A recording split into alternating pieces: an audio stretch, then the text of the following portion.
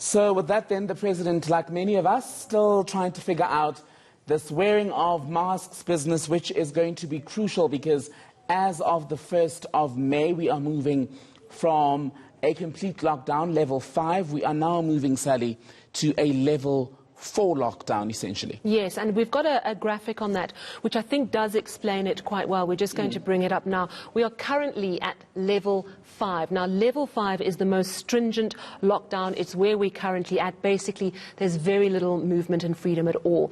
They have assessed the risk. They've looked at the health risk, they've looked at the infection rate, they've also looked at the toll on the economy and assessed where they have to open up. So they have decided we can now move to level 4, which means we have moderate to high virus spread with low to moderate readiness. In other words, we've still got some way to go before we are actually through this. So while we are seeing some easing this evening, it really is not a lot. And it's quite interesting if you listen to what he said about that these 5 levels are not just a national thing. We are now moving into level 4 as of 1st of May, but that can also be applied at a regional level, at a metro level, at a local level, depending on the risk. And let's keep those levels up a bit longer while we go through the contents of the President's speech.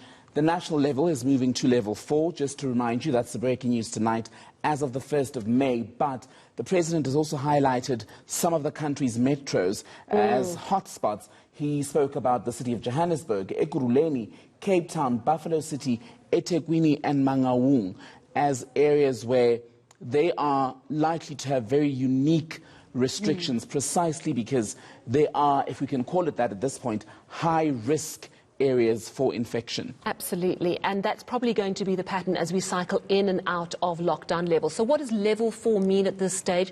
There's lots of detail that we still need, but some businesses will be allowed.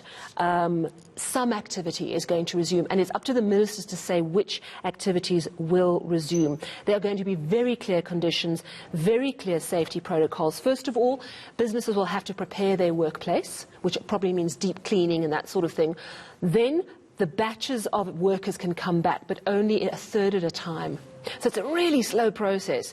And also, those of us who can work from home must continue to work from home. Ministers are going to provide details.